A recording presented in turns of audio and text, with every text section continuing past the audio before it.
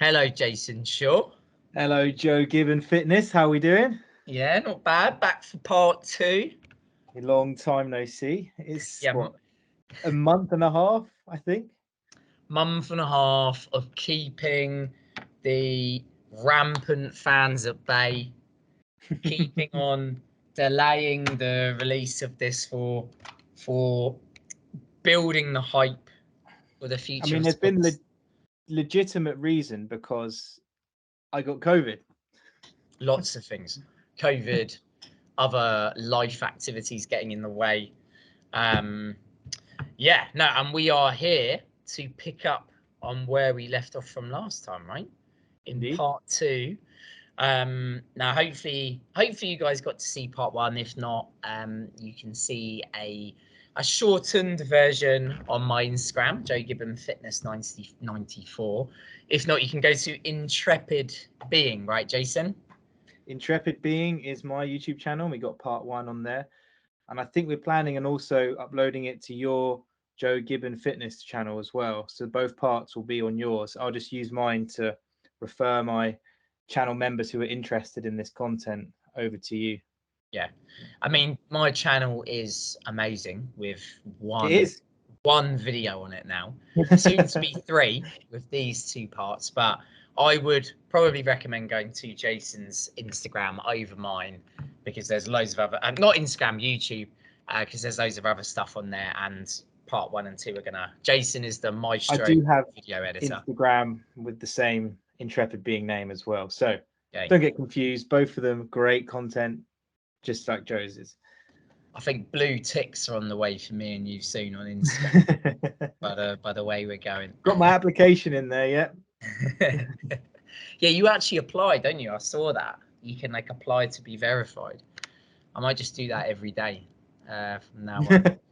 Well, in part one, if you have seen it, Jason tells us really interesting, his really interesting story, kind of from 2016, 2017, It was and then since 2017. then, Yeah. yeah. Um, we look at kind of Jason's background. Maybe you could say this. Do you want to say this bit, Jason? I'm kind of doing this for you. You take us through what we Yeah. looked at. So part one, I gave a quick overview of the injury that happened to me and the uh, how I overcame the injury. So not a lot is focused on the injury itself. It's how I overcome the life-changing incident that I sustained, and we're moving now into not only the immediate after effects, but now the longer term dealing with the issues. And I like to think that I've overcome most of it. There's still a few residual long-term effects, but I feel like it hasn't impacted my life too much, and I'm continuing without hesitation. Yeah, no, being a mate of yours throughout the whole time, I would, it's just immensely proud of how it hasn't affected you as much as it could have, as much as it could affect someone else. And it's just a massive credit to the person you are. And that's like personally for me, that's what I wanted to look at, because I think your mindset, your approach to it, could be really good for lots of people to hear. Not necessarily, not everyone's going to go through the same experiences of you or as you did, but perhaps they can pick up on one or two things, like Mhm. if that's what you did, how you controlled your thinking, how you actively thought positively. I thought that could help quite a lot of people with worse things or slightly worse things. Just how they can pick up on that. Um, I think the question that I asked you, and which I think we're going to go, if you're happy to go into straight away. Yeah. Um, you in the last podcast, you just finished telling us about the event and everything that had happened. A lot of which I knew a lot, but a lot of which I didn't know in terms of how severe it was, and with the doctors and what they were saying about how severe it was, and things like that. But I think I'd asked you. You'd finished telling the story, and I'd asked you something along the lines of how every day what did you do, so how did you control that positive thinking in a time where, you know, naturally there could have been a lot of despair, a lot of worry, and a lot of maybe even fear about that situation as well. Like how did you on a daily basis stay positive? How did you control your mind? What did you physically do, or what did you just actively do every day to get to where you are now, basically, which is marathon running Jason yet again? Sure, sure. I guess I like to break it down into stages. Um, so the first stage, returning to home. This was quite a big event, an unexpected event. My parents weren't expecting me home so soon. They they started reconstruction of one of the downstairs room to because they weren't sure at the time when I went into hospital whether I would be paralyzed, partially paralyzed, or somewhat immobile. So they wanted to convert one of the downstairs rooms into a bedroom with an ensuite accessible bathroom, which could potentially you need two people to shower or wash. So they wanted to have that facility available because they just didn't know what my outcome would be. Yeah. Um, So and they that were preparing for that situation where you might be paralyzed. Correct. So fortunately, my mother is an artist, so she has her art room downstairs. So immediately she just took everything upstairs to where my old room was, and started work. Unfortunately, we have a family friend who's a builder, and he dropped the work he was doing and focused all his efforts on converting the downstairs room into a bedroom ensuite room. uh, and I would say it was about 50% complete when my parents got the call that I was coming home, uh, which was both well fantastic, knowing that I was well enough to go home, but Yeah. also I didn't have a habitable room to go to, because at this point I didn't have a forehead Yeah. in. And the house I live in, the upstairs is quite low ceilings. It's a Yeah. cottage, so my parents didn't want me to go anywhere upstairs, both the risk of falling down the stairs as well as hitting my head on the low hanging door frames. So fortunately, across the road we have a friend who has a spare room in a bungalow. Therefore, I was able to be taken in by them, which was so kind. Thank you, Lisa. Thank Like you, an Nick. old Yeah, man house. yeah, yeah. Like a uh, child-proofed old man house with no pointy corners or anything. exactly. And on the pointy corners front, everything in our houses we had the corner protectors just to make sure. Like the Um, foam ones. yeah, yeah, yeah. Yeah. We had corner protectors on anything you could think of. Uh, even like door handles, we just made sure that they had protectors Yeah. on, so if I was to trip, it wouldn't cause that much of But damage. But your balance wasn't great, right? yeah, Yeah. so I wanted to break this down into stages. So the first stage was coming back from hospital. Now, at the time, I thought I was okay. I had to do some basic tests just to make sure I was sane. These included outside the hospital, there was a zebra crossing. Uh, if there's any American viewers, this is a crossing in a road where you don't push a button to cross. There's no lights. It's just the traffic stop. You We cross. we can Um, cross the road without support in the UK. Like we're exactly. of doing Yeah. that. It's also not a crime. Yeah. No jaywalking. Yeah. Um, Yeah, it's so they had to do a test. Like I had to make a cup of tea, which us British we love a cup of tea, so I could do that safely. Put the kettle on. I need to be able to cross the road safely without jumping in front of a car. just those basic human tests that you know how to um, conduct yourself. And so I passed those with flying colours, and that's when they triggered the he can go home, he's fine. Was there like a? Oh, so you did that in the hospital? Yeah. Yeah. Was there like a fail? Did they ever discuss like a pass and fail criteria with you then? I imagine they wouldn't tell the patient that because it might give them anxiety or something. So Yeah. they probably kept that far away. But it was definitely a tick box. Be interesting if not making a good cuppa was immediate fail, like a major in a driving test. It's like, no, you're staying in hospital. What the hell is wrong with you? I mean, when you're applying for a visa, it's one of the tests you've got to pass to get into this country. It's make a cup of tea. Yeah. As well as loads of useless Elizabethan and Tudor royal knowledge. Probably. Yeah. Yeah. Henry VIII and all that. Yeah, it's it was an interesting test, but yes, I could make I think I had to make toast as well, use a toaster correctly. It was just basic things that, as a child you could potentially cause a major hazard to yourself or to Were the they watching surroundings. were they watching like your I don't know if this is the right phrase, but were they also paying attention to like your cognitive ability, like your Yeah. coordination and stuff? Yeah, so in terms of making the tea, like they literally were watching me, put the tea bag in, pour the milk, boil the kettle, pour the kettle. Pouring boiling water on the floor, Yeah. mixing it.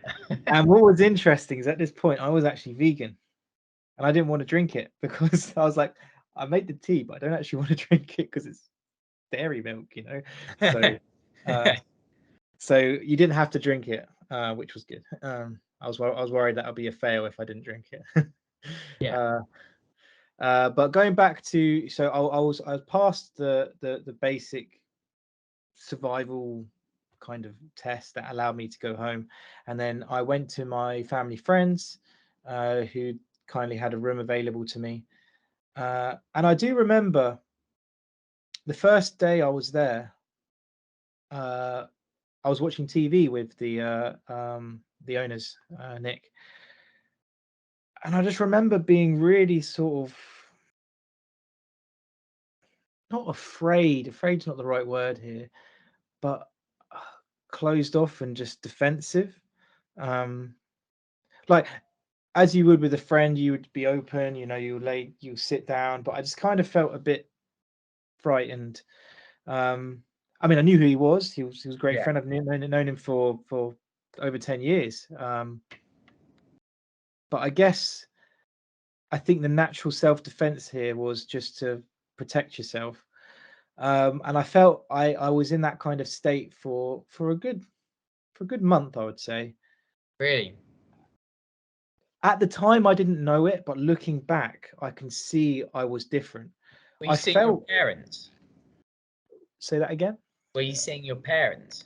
Yeah. So I was staying there overnight, but my parents would then pick me up, and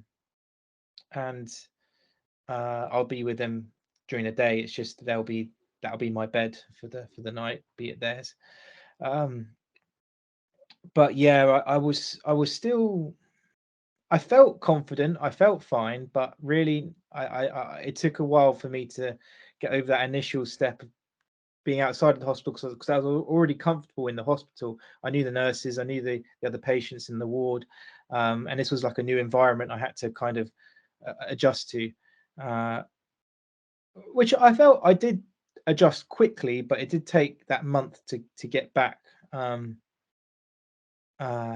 normality. And I would say that my feeling during that month was just getting through each day. I would sleep a lot. I'd slept for 10 hours, maybe pushing 11 hours. So there was a lot of sleep through that period. Yeah. And that's still important for you now, of course, isn't it? Like consistent sleep. I always make sure I get my sleep, at least 8 hours. I aim for every day. It's just so important for the brain. Injury or not, you need to protect your brain. You need to feed it. You need to drink a lot of water and just keep it healthy.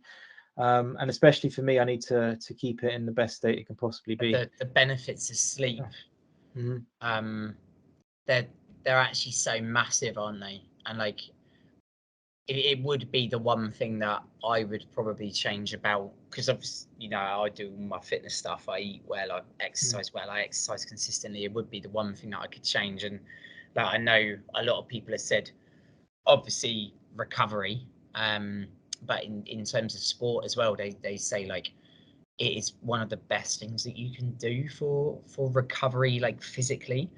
I think it was.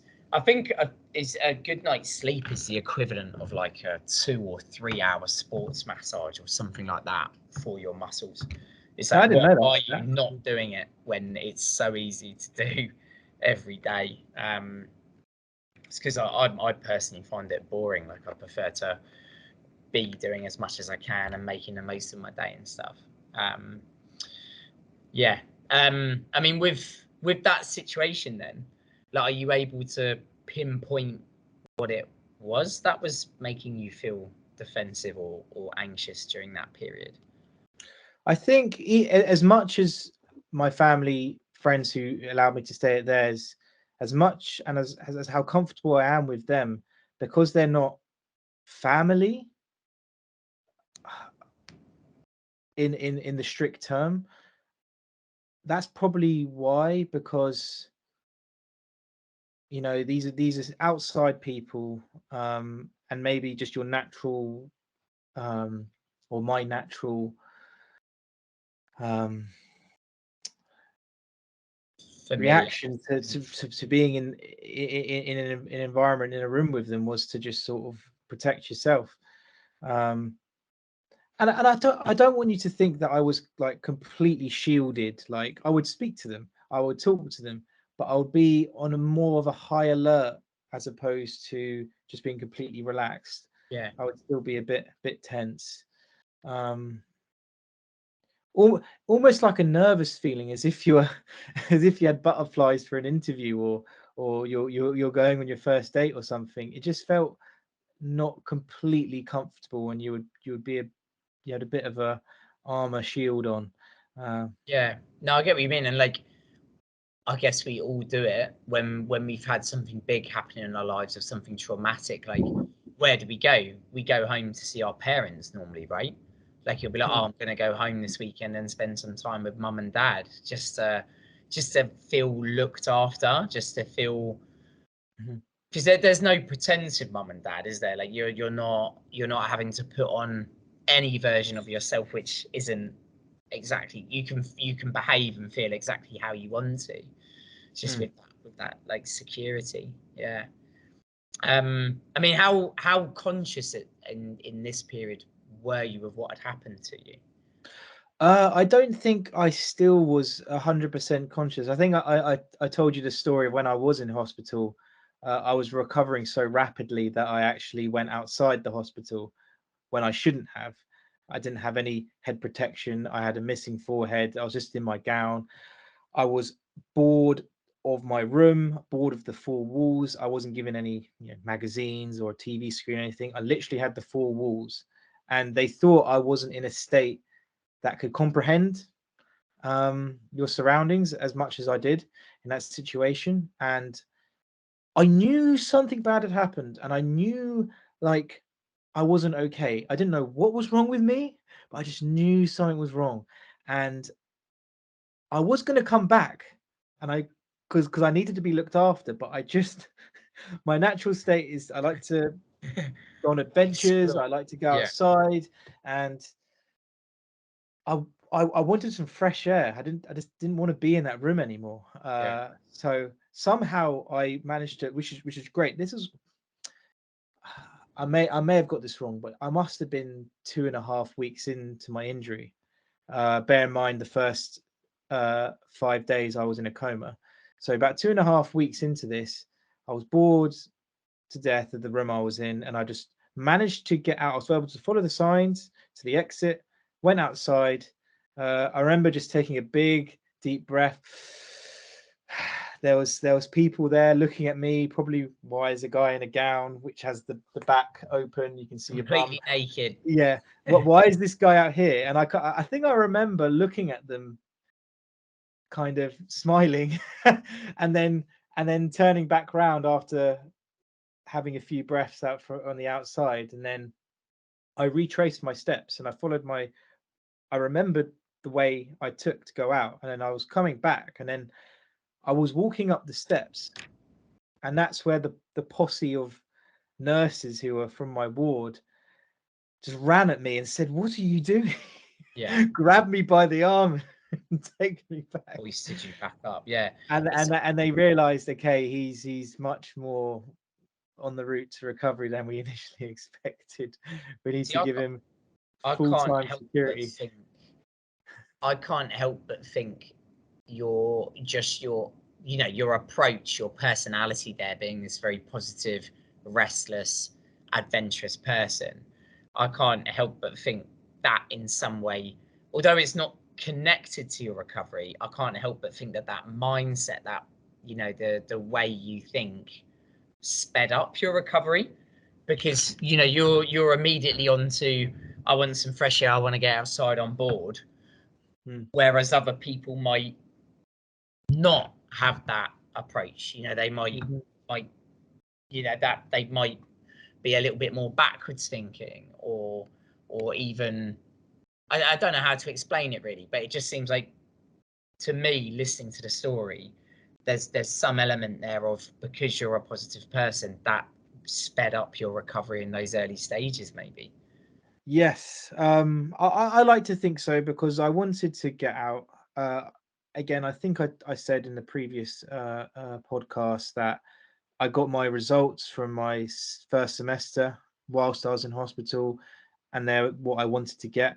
Um, so there's me with a broken head, and I'm thinking of going back to uni, graduating, and getting on with my life. Yeah. Those kind of goals may have not been the priority at the moment in time, but to me, it was to just get on in life. And I knew I wanted to.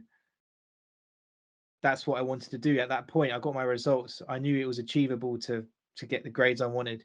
Um, so that was just suddenly like a, you know,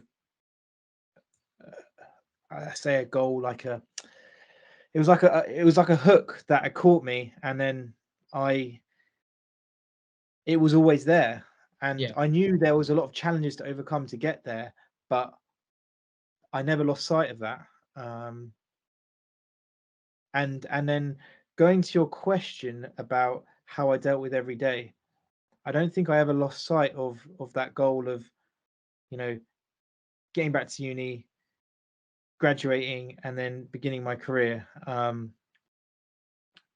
Which I like to say I'm very career orientated. I'm wanting to get to move on, and that's not just with work. I'm also with my athletics. Running.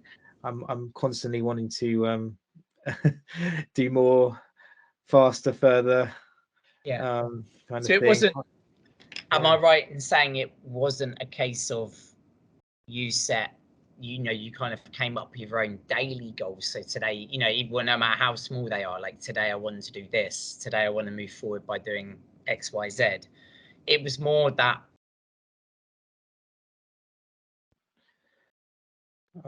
if you may have noticed, there've been some technical difficulties in the call, but as in line with what this Mid meeting is flow, about, Jason mid and Joe have flow. been showing resilience, and they have persevered through the problems to get the meeting back on. Unfortunately, the Wi-Fi I was using completely cut out, but I have improvised. Um, I think we're just going to go straight into it Let's again, get to right, it. Jason? Yeah, pick up from where we were. So I was just saying, it was a longer term goal that helped you in those earlier stages, Yes, then, right? yes, and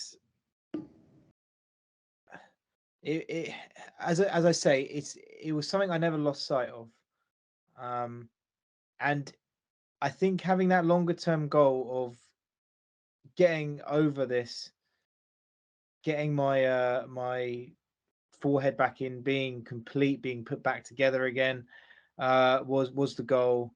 Getting back to uni, graduating, and getting on with my life. That was always there. So there were periods when it was tough, and this was both whilst I was waiting to get my forehead, as well as after, immediately after having my forehead put back, metal forehead put back in.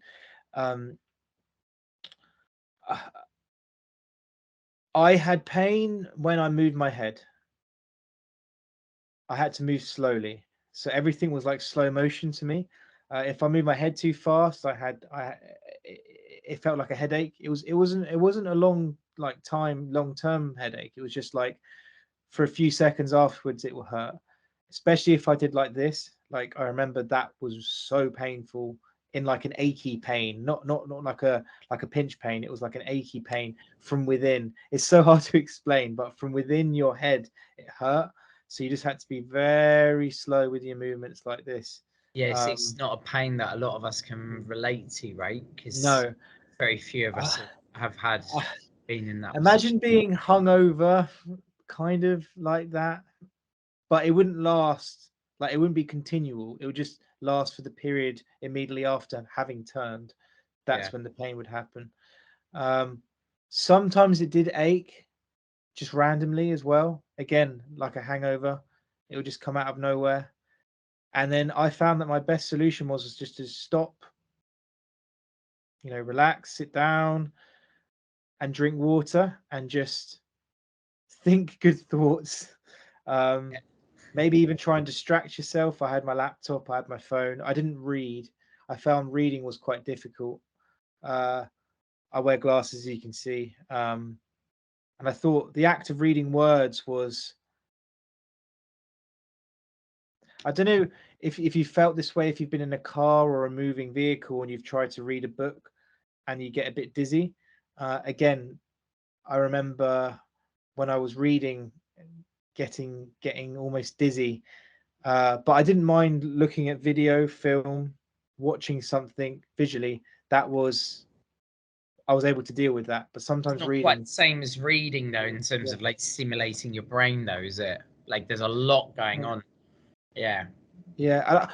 Although I don't mean so much stimulating the brain. I mean the literal, because of my requirement for wearing glasses, I had pain in my eyes. Oh, And right. again, Okay. it's quite hard to explain to someone who doesn't necessarily have need glasses. But yeah, I've had this pain before when I was younger, and it was similar pain. And I had other pain as well, which I actually got checked up for, which was when I looked at my peripherals. I got real pain when I looked to the extremes, and I think they couldn't explain why. They just couldn't explain. Um, Yeah, nice. I mean, that's a lot of that science with the brain is still like under investigation. It's under they're still like not investigating, what's the word, researching like mm. a lot of that stuff, aren't they? Like how it's all connected. And Um I would say the short term. So there was short term goals and there was long term goals. I've gone over my long term goals, never set my eyes off it. It was always there. But I also had in the moment goals, and they're literally the shortest term goals, which is just getting out of that feeling of pain, in mm, that situation where you're. Uh, I don't want to say despair isn't the right word here. I wasn't in despair. I just wanted to just get out of that situation, and I found that the best way to do that would be to just sit, rest, breathe, drink water, think of something good, um, even think of the long term goal, but not when you always. say think of something good, what was that? Just a happy memory, really, a happy memory, or even something you enjoy doing, and think about, like, swimming. Even though I can't swim, I enjoyed swimming, or kayaking. um uh Doesn't sound very happy. no, Think yeah, I about haven't really swimming, explained but that. I can't haven't do really it. I can't swim anymore, but I have swam in the past and I enjoyed that. So I just sort of think about me being in the pool, or that is an example. Or And is that just see to myself. literally just to control your thinking, to take ownership over that again, to Yeah, stop like yeah. a cycle of negativity? It's yes, and it takes a lot of willpower to allow that to Yeah, distract you from that situation. But I felt an empowerment to just. I knew that if I distracted myself from the pain, from what I was feeling, with something good, breathe, then I know that the bad time will pass yeah, eventually. yeah, And yeah, there's one particular memory I have of that situation happening. When I had my plate put in, I got edema. I got a swelling of the face, which was just the natural reaction of having a foreign thing put yeah, into your head, and I swelled my face, swelled up like a bee sting, and it got to a point where even my eyes were like completely so swollen that I could only see through the smallest pinhole, and I had a lot of pain as well. It felt like my head was getting crushed. It wasn't a nice pain, and yeah, I remember the worst of the swelling, where I literally couldn't see anymore, and I had this horrible crushing pain on my head, and that was probably the worst pain I've felt, arguably the worst pain I've felt. And the way I got over that was I laid on my bed and I just like counting sheep as if you were to sleep. yeah, yeah. I counted my breaths. I just went one, two. I just counted. I drank Just water and I distract just yourself. focused on the breathing. And I did that for an hour. That's Um, mad. Yeah, and then after that hour, it got better. I took paracetamol. I think I had codeine as well. Um, but even those didn't give me the relief I needed. Um, so I mean, really, I probably should have been in hospital for that period of time, but I was yeah, discharged by this point. But yeah, I just focused purely on breathing for an hour, just breathing in. I counted. I don't know what number I got to, but I was just counting every breath in, out, in, out. And after an hour had elapsed, I noticed the pain had really subsided, and I was able to. And I didn't want to worry my parents. I didn't tell them I was going through this. I just kept to myself. I think I listened to some music, and I was just breathing in, out, counting every breath. yeah, And that was the worst pain. I remember that. Unfortunately, I was able to manage it myself, and I'm very concerned. I had that willpower to do that, and determination to get over it, yeah.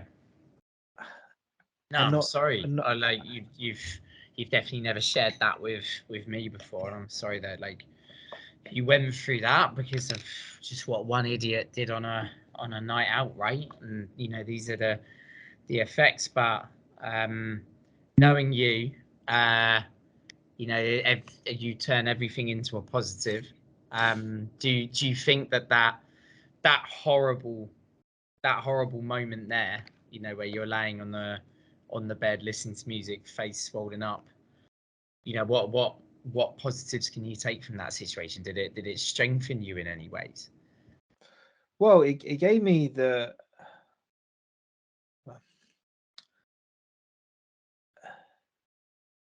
I guess you're Let's also say probably quite proud of that, like I overcoming no, it. I am proud, and Yeah, it shows that I was able to take control of the situation, which was out of my control.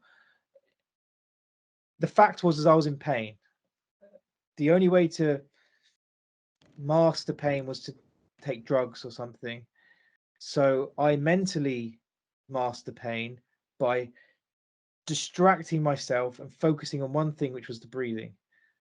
And by doing that, I was able to, like, I felt the pain. I'm not saying the whole time was pain free. Like, the pain was there, but I was just trying to not focus on the pain. I was just saying, like, just count, be in the moment and count each breath and just keep going. yeah, And I just counted each breath: one, deep breath, two, like that. I must have several For an hundreds I got to. And every breath I was in the moment. So I wasn't thinking of 2 breaths ahead. I wasn't thinking of 3 breaths ahead. I was thinking of each breath at that second. And then I realized an hour has passed. Maybe it was over an hour, and I was much better, and I was able to get up. But at that time, during that hour, I was in a state where I couldn't get up. I needed to just stay still and get over this pain, because it felt like I was being crushed, like your head's been put in a vice, and I was being crushed. My face was swollen. I couldn't see. I was practically blind. It was a horrible, horrible feeling. I was happy to have my forehead in, but I just wanted to get the edema, the swelling out and continue. Mm. It And that's was, sometime after the, just in terms of the context, right? This is sometime after the incident because you didn't have that plate put in until yes, it was about 8 months months. So it afterwards, right? was February was the incident, and October was the plate was put So in. you've been struggling with things for, well, not necessarily struggling, but you've had difficulty with things for 6 months, including being in an ICU immediately after the bloody incident. Mm. And you've had ongoing challenges since then. And then when they finally get this plate, you know, back into, you're going to get the forehead replaced, which is a goal that you've been having. It's then this happens, right? Then you're in insufferable pain all over again. Like, Yeah, it was a different pain, because by that point I like to think I was 90% there, yeah, 95% completely conscious. It was a pain out of my control. It was the pain of, it's like, imagine you're trying to, although it was a perfect fit, imagine trying to put a puzzle piece, the final puzzle piece, into a puzzle which just doesn't fit, and you really have to force it in, and you're putting a lot of pressure in, and it's that pressure that was being applied to my head. um yeah. and But your base is so yeah, close to something so important, right? Like yeah. your brain would have been in overdrive, it's trying to get it away, trying to expel this foreign object or whatever. Yeah, it just felt like I had like an external device pushing down on my head. It's so hard to explain, yeah, without having experienced it. yeah. um but Just the worst kind of. and being blind whilst that's occurring and your face is all swollen, yeah. It's A not lot, a lot of people go into panic, right? Uh, you could, but I kept my cool. I did my breathing. I'm not sure where I heard this from, but I definitely heard, um like, when you're panicking you should breathe slowly, take your breaths. yeah. I wasn't panicking. I was just trying to think of a way to distract myself, and I thought the breathing at that time would be the best way, and I think it worked. Well, Um, I have some, but little to no experience with working with people who have panic attacks, and they say that you have to focus on just one thing. So you know, I'm sure there's a technique, a professional term, but like it's just focusing on that one thing so that you're taking your mind off everything else. You're taking your mind. This is in the context of like panic attacks. So you're taking your mind off all the things that are causing that anxiety. And actually, what you're supposed to do if someone's having a panic attack is ask them a completely different question. So, you know, you might say, "What is your favorite food?" And they answer that question. You are carry on asking more questions about it. I'm miles away from exactly what you were doing, no, but no, no. that It's same still process. applicable. Yeah, It's, that same process of take your mind off what's causing the issue, because if you're actually thinking about that, it's only going to get worse because you're then using all your mental energy on just thinking about how bad something is. Mhm. Yeah. I mean, what so you had that long-term goal, even though the long-term goal was then a little bit of a curse when it actually came with this horrible experience. Did you at all break it down? So, you know, what was there, because of course I know you're so well driven and ambitious, and like I know that would have been enough. But was there anything that you like? Because you said there were stages to it, right? So did you break it down at all? Did you set yourself any like, by the end of this month I'm gonna be back running. By the end of this month I'm gonna be doing some revision again, because your studies were really important for you at that What? time. So I had a little project I did during my recovery. So this was even before my I put my new plate in. Um, so I was about 6 months. I think it was 8 months from the initial incident. I had the plate put in. So after 6 months, uh, I started a little film project. So I like to. You can see with the camera I'm using. I like to make videos. You can see on my channel the videos I've created, and a friend of mine, she studies directing and writing uh, films, and she had an idea for a little horror thriller film, and she lived nearby to me, so she wrote a little sketch, and I filmed it. We did that over several weeks, so that was a nice little goal to have, and something I wouldn't have been able to do eh, if I was busy at uni and busy getting on my career. So it was nice to have that, and I was able to focus my efforts on something, which was to film, storyboard, the initial planning stage, film it, and then edit it and put it together. So that was nice. That was really really good, and a good exercise to also stimulate the brain and get it thinking. And Did you did you find that the whole experience, um like, what would be the phrase, like, did it did it make you did it give you any realizations about, what really mattered for you? Did it kind of contextualize those things?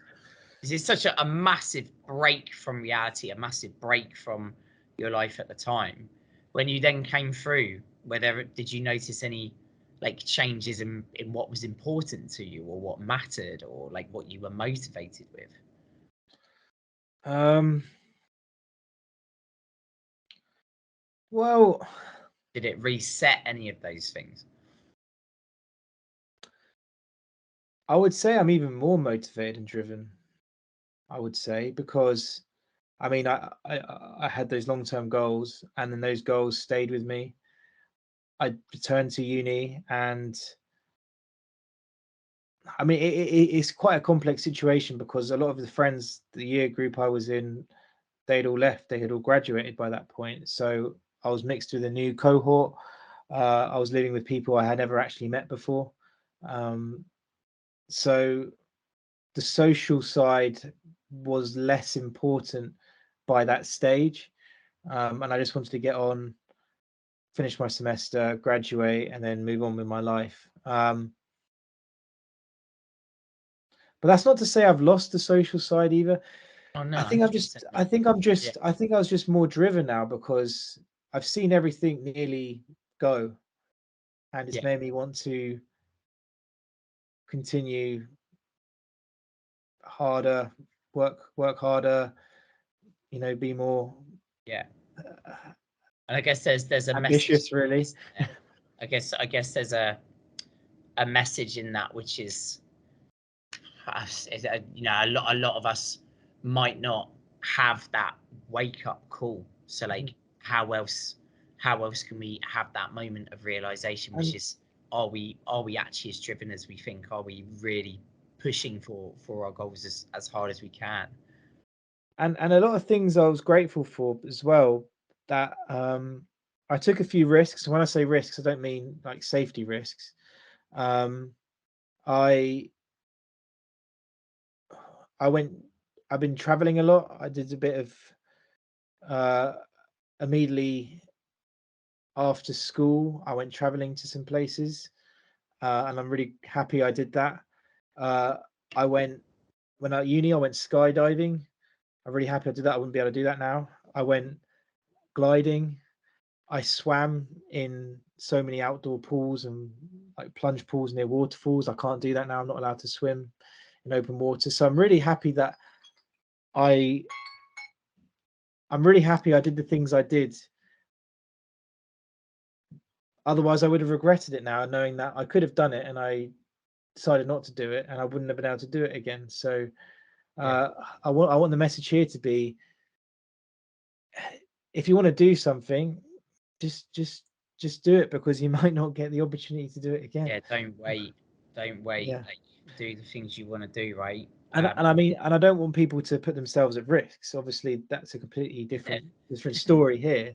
But what I'm saying is, if there's something which puts you out of your comfort zone, you're not sure whether to do it, I would say by all means, push yourself, because Yeah. you may not get the opportunity again in the future. I mean, let's talk about that now, right? Because you've already defied so many obstacles and what people thought that, that weren't going to happen for you. You've already defied so many of those things, and I know we have some amazing plans this summer already. Can we just hold that thought? I just need to take something out of the oven. We'll. Are you cooking? Yeah, I'm cooking, and also I'm gonna grab my phone. There's a massive spider here as well, which I need to capture. Maybe we can have some like interlude music. I'll put some on in the meantime. Dougie. Guys, whilst you're waiting for Jason to get his pizza or lasagna out the internet, I'm gonna put on some interlude music. This really has reached new levels of shambles. Larry Owens interlude, Bob Ross, the Jewelry of Painting. Let's go for this. God knows what's about to come on. An advert.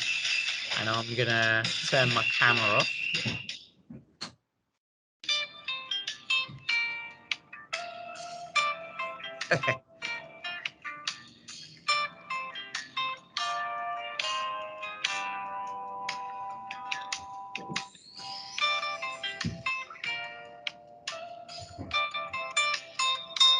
I'm just pausing it for a second to say the top comment on this video is, if customer service played this song on hold, I'd never hang up. And I totally agree. Jason, I found the best interlude music ever. All right, yeah.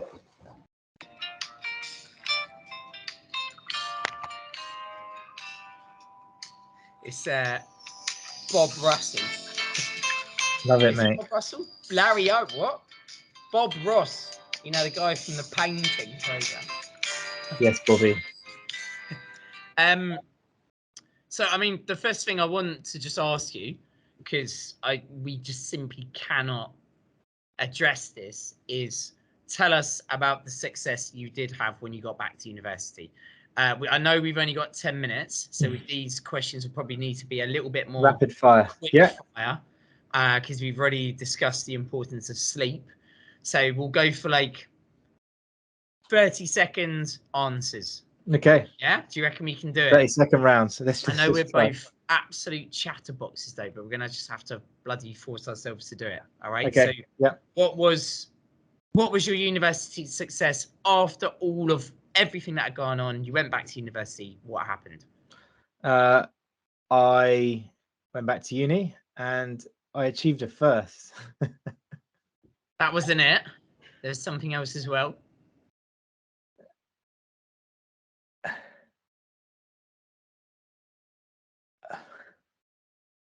Dissertation award. Yes, tell us about that. It's too many things. No, so I got the best dissertation in the year. So I got an award by the Chartered Institute of Building for my dissertation, and that's not just an ode to me having recovered and as a nice gift to say well done for doing your dissertation. That aside, this was reviewed against all the other students. I got the best dissertation result and got an award for that. Crazy. Yeah. And crazy. And that was what led me to allow me to get me my first overall in the course. Yeah. I mean, Jason's the most humble bloke ever, but before this call, we were literally just talking how he's being headhunted at the moment in his company for doing such a good job as well. So, further successes after that. Next question. This good luck answering this one in 30 seconds, but there has been a big path to where you're up to now. What are you most proud of yourself along that path? Is this in life or since my injury or I meant it specifically on that path from your injury, but feel free to answer that question well, how I you told want. you about my long-term goal. But I mean, there's so many different aspects to this question. 30 seconds. I mean, I achieved what I wanted to do. I remember being in bed, I got my results, and I thought I can do this, and I did it. Hands down. I had the long-term goal and I achieved it. Amazing. But also it's just your friends. My friends were stood by me by the every step of the way. And I'm grateful to having that support network. You, Joe, my friends, my family, everyone who were there to help me get what I wanted, which was the goal. Like without them, it would have been a lot harder. 100%, a lot harder. Without you, Joe, what will I've done? Yeah, mate. Probably better, to be honest. Would it'd be nice to hear just a few things that you have achieved since over the last 2 years? Just Okay. we've already covered a few of Over them. the Just last two give us a years, rundown. right? Well, I can drive again, which is brilliant. I've got several promotions and now been headhunted by another company. I've got a girlfriend. uh, Julie's lovely. How would a handsome chap such as yourself not have a The girl? fact I didn't mention her first mean that could be the end of the relationship. So Don't let her watch the videos, mate. I might try and edit this video so that goes in first. I've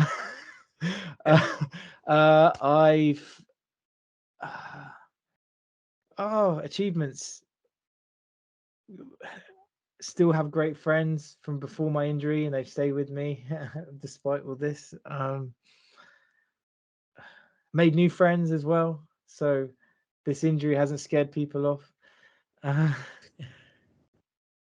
mean, Yeah, if I can just, I've ran a uh, marathon. Is that one yeah, you're no, going I to jump at? was going to say if I could just fill in two for you. One would be your recent marathon. I mean, from my perspective, like it was just unbelievable. I actually it kind of caught me by surprise because I went to watch the London Marathon 2021 quite impromptu. My mate was just like, "Do you fancy it?" I was like, "Yeah." Of course, you were doing it, so we set up a position for me to be, and it really caught me unawares. Just like how I was quite shocked by how emotional I came watching you run past. Because it really just like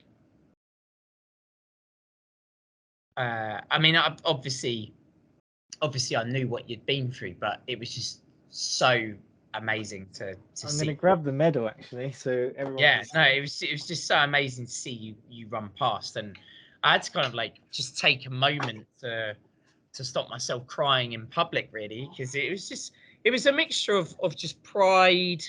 I'm someone who's passionate about, there we go, 3 4 1 That's 2 4. and this is my medal, 20. Like, I'm passionate about comeback stories. I'm passionate about overcoming adversity. Um, so I think it was a mixture of just that, but also someone I obviously care about and I'm mates with doing it. And I personally knew as well. I think another element was I personally knew as well how much the marathon completing that meant to you in terms of like a milestone. And it was just mental. Yeah, like I have no embarrassment at all to saying I had to hide a few tears after you kind of disappeared down the tunnel. That means a lot, Joe. It really does. I should have prepared this question or this answer to this question. Um, if I repeat or start again, um, so I have a girlfriend. I ran a marathon in under 4 hours. So my official time was 3 hours, 57 minutes, 58 seconds. which is not hanging about. I raised £2,500 for a charity I'm involved with, which is out in Uganda, called Saving New Brainstorm School, and that's in partnership with Empower a Child. I've got a job, or retained a job. I can drive. I've climbed a mountain. Climbed Ben Moor, which is over 1,000 meters high. So I did that the other weekend. I kept and made loads of new friends when I've been to Scotland on this project I'm on at the moment. So, and I have future job prospects coming my way. So this is all good of things. which are incredibly well deserved. I've got a couple more. All right. Okay. Quick fire. Looking back now, what is your biggest takeaway from the whole experience?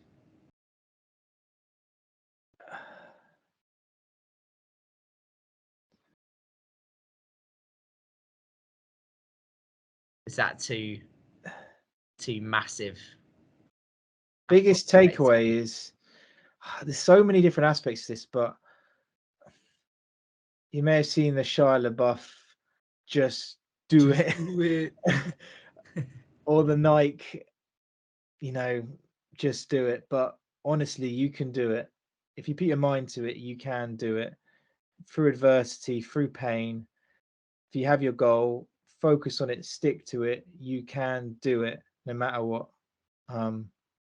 Even if you have to make changes to the goal to make it work, you can do it. You can do it. I think that's crazy that it's all boiled down to just like something so straightforward, which is like just get on with it. Just like, just something as simple as that. Like you don't let it get you down. I mean, I could dwell on this guy, what he did to me, his motivations, why he did it, why me. These are all very negative questions. Do I think about those questions? Rarely, honestly. I rarely think about those. I really I want to put it behind me, as much as, and as sad as the fact knowing that this guy is probably still out there. I just hope that he knew what he did potentially lost a life, and that he will change his ways. But I don't want to think about that. I want to think about myself and moving forward and making myself a better person out of this. Even if I didn't deserve it, you got to make the best you can out of the situation. And it 100% hasn't defined who you are currently still as well. Like, because that could become a real risk of that situation, right? And you really haven't let that happen. And I want to say the hospital, they did a fantastic job. Like, yes, a lot of it come down on me, but I was given the best care you can think of. The clap for carers, I was out there clapping. Obviously, the workers during the COVID pandemic, they've been doing a fantastic job, and I felt and received the care that they can offer. And when I was clapping for them who were caring for me, as well as all the others in the NHS, and they do a fantastic job. And without them, I would be half what I am now with the care they give. And I mean, I may have said it in the last one, I can't remember, but there was a nurse who stood by my side and refused to take breaks. She wanted to make sure I was okay, check my vitals, check all the bloods and everything that was going on. And she just wanted to stay there with me and make sure that I was getting all the care I needed. So they are phenomenal. The NHS is absolutely phenomenal. Yeah, no, that level of care. I mean, I'm very fortunate that I've never been in that position. God forbid. But yeah, no, got some real heroes in that line Certainly. of sense. I mean, Certainly, they deserve this medal. Yeah, also puts into perspective when we're moaning about our jobs, how difficult it can get. Can we do one more, Jason? Sure. One more. Let's get this done. Now, I've got to slip in that we are going to be doing the 3 peaks either in July or August. Yes. Now, I cannot wait for that. It's something, I think it's just going to be such a thrill ride against the clock, up those mountains. Are we going to run part of it? Yeah. It depends, mate. So it was originally July, but I balls that up. If I did it in July, I would have probably done it in terms of running, but it now more realistically looks like August, and that is getting quite close to ultramarathon deadline, and to run up 3 mountains is going to be an unbelievable amount of stress on joints and muscles. The only thing that would make me definitely want to do it would be the fact that I'm sure if I finished running up all 3, I'm sure that I would actually then, I reckon that would be harder than doing the actual ultra marathon. So if I can do, maybe part of me's like, if I can do it, I've already got that confidence that I can do the ultra. It's training, Joe. It's just training. I know. Well, if you think about it, I've got something like 6 hours in between Ben Nevis and Scarfell Pike, looking at when I've been doing a little bit of logistics. So 6 hours training of just downing Lucozade protein shake pasta in the back of Simon's car. Sounds amazing. But have you got anything else planned adventure-wise? Well, I've got a race in about 4 weeks' time, but it's a 5 miles. Bigger picture, it's less of a sporting related one. I just want to go to the Philippines. Something about the Philippines, just so I want to go away for a few weeks to the Philippines and just explore the beauty of that. A goal is a goal, right? Yeah. And if that's motivating you and giving you a little bit of drive, then it's going to be super important. Mm-hmm. Yeah. Should we round up here? Yeah. Thank you for your time and asking the questions. It's been a great reliving this as well. I hope hasn't been too mental, because no. Conscious of that. I appreciate a lot of these memories, probably ones that you'd rather keep to yourself, keep in that little pride locker, but not necessarily share with other people. So thank you for doing both these podcasts. I've shared things I haven't shared with a lot of people, but I'm happy to share them, knowing that I want them to be used for good. Yeah, and I hope, as the interviewer on this occasion, I just hope I've given you a platform and an atmosphere where you've been all right doing that. Really. No, thank you. I appreciate it, Joe. I mean, it comes from a place of kindness with me, because first of all, I'm fascinated by this type of stuff, and I love, you're my mate again, but I just love finding out about people's experiences, and the things that they've learned and how they overcame those periods of adversity and stuff. So I mean, I'm not, we should be thanking you, Jason, for just kind of taking us through everything that's happened, right? Happy to share. I mean, it's taken us a while. Three attempts. We thought it would be 2. We overcame some laptop tech issues.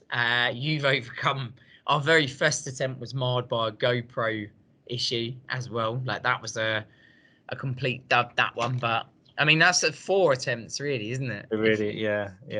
But we've done it. We've overcome it. We've achieved our goals. Next up is my turn, right? Yes. So I'm going to interview Joe. Yeah. Now, if you don't already know, I mean, I'm going to be nowhere near as interesting listening to as Jason, because Joe is an interesting guy. I'm humble, and garble and I go off on wild tangents. It's going to be outrageously I'm difficult. gonna have to steer you back frequently. So many times.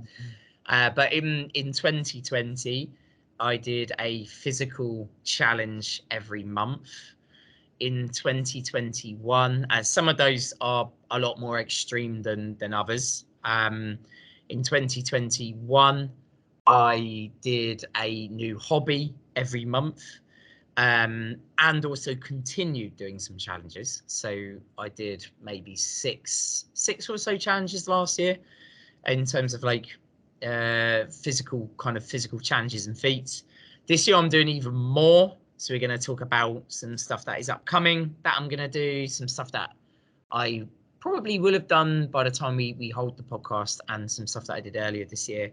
And a big one as well coming up is my I'm going to do what Jason has done and try to replicate that. I'm going to do an ultra marathon in September as well. So I guess we'll dabble into that. But similarly, Jason's a focus of that is going to be mindset and resilience. So a different approach to it this time, kind of more of the sheer power of will, brute force, pushing through some outrageous things, and obviously not quite as drawn out and as challenging as Jason's challenges have been.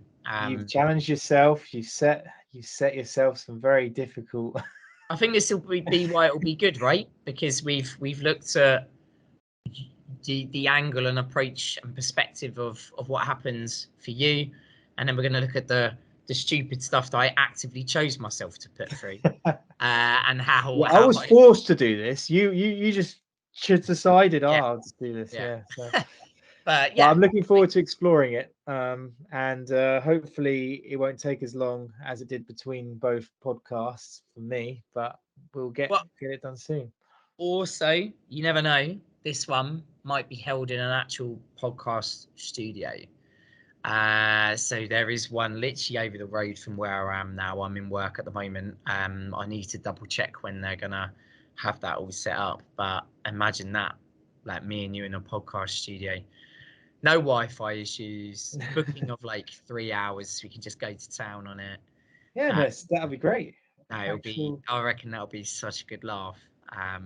Yeah. With some proper equipment as well. I know you geek out on that sort of stuff. I do. I love that stuff. But yeah, thank you guys. Thank you for listening. Thank you, Joe Gibbon Fitness and Intrepid Being collaboration project. Part 1.